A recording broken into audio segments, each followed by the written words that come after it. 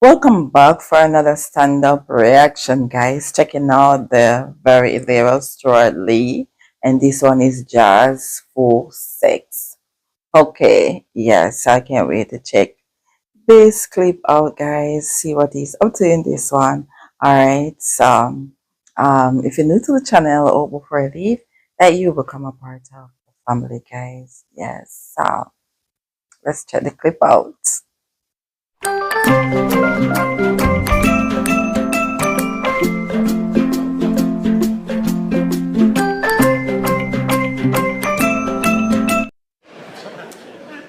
So I was talking about the S&M, the fetish, the bondage scene there. It's an exaggerated example, but there is a core truth to it, I think, which is this. That a couple falling in love in the 30s would have done so by processes recognisable to our ancestors going back millions of years. But it's all changed now, hasn't it? I'm talking about Tinder, online dating, that sort of thing. I'm not knocking it. I'm sure lots of you have met people online. But on some level, it's changed everything. The one person's like a sort of set of specifications. The other's a sort of customer in a sponsored transaction. I wonder if we've lost sight. Okay, when I started doing this, right, in the 80s, I moved to London and I didn't know anyone. So I went on Dateline, right, which wasn't on the internet. You were sent a form in the post, right?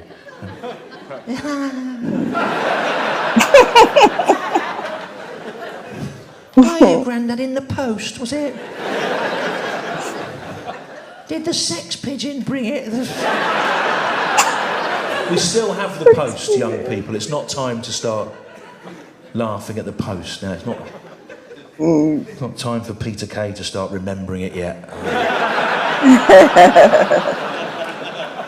Remember the post? We still have that, Peter. Really? That's why he had to cancel his tour, I heard. He had 2 hours on the post, and then someone went, "You've still got that?" He went, "Really? Oh, fucking hell, I've done all this." There's a good Peter Kay impersonation there. You posted that, wouldn't you? So, put a stamp on. So, it's that new thing on. That's nostalgia about things that are still here. It's a new thing I'm developing. So, but you know, you got sent a form in the post, and you had to tick these little boxes of your interests. You know, like swimming, flower arranging, restaurants, whatever. And one of the boxes you could tick in 1989 on the Dateline form, it was marked jazz stroke folk. No, all the other music, heavy metal, classical, disco, whatever, they had their own boxes.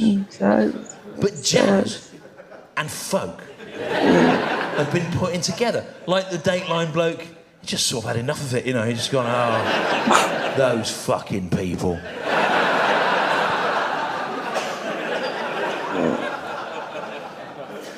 But it didn't make sense to me then, putting jazz and folk together. It doesn't make sense to me now, because they're different, aren't they? Jazz and folk. Because folk music, in essence, is about taking an ancient melody or phrase and asking the performer not to improvise with it, not to alter it in any way, to pass it on like an anonymous conduit down through history, unchanged for future generations. Whereas jazz music, in contrast, is about taking an existing musical phrase and asking the performer to use their imagination to improvise with it, to alter it, ideally beyond all recognition, a process quite the diametric opposite of the folk procedure.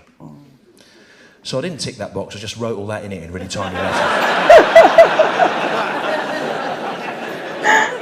And that was what caught the eye of the woman who went on to become my first wife. Really? The woman that became his first wife that caught her eyes. Wow, it surely is different from back then, online dating to now, in recent years. But I guess it was it like online? No, because there was online. I guess it's just like it's a post, like send the post. So it surely is different. Things are really different. So really She was a different. jazz folk musician. and she was profoundly depressed because she suspected that what she was trying to do was to combine two incompatible approaches to the ultimate detriment of both. And I sympathised with her because at the time I was in a double act with Richard Herring. But the thing about being in a jazz folk relationship is I never knew if we were going to have jazz sex, a wildly improvisatory procedure that returned to its initial theme only after every possible permutation had been exhausted, or folk sex, a far more traditional approach, obsessed with historical accuracy, that normally continued way past the point where it ceased to be entertaining, until one or both of the main protagonists were dead. Oh no. Or a combination of both, jazz folk sex, a wildly improvisatory procedure, obsessed with historical accuracy, but enlivened at unexpected moments by the sudden introduction of a clarinet.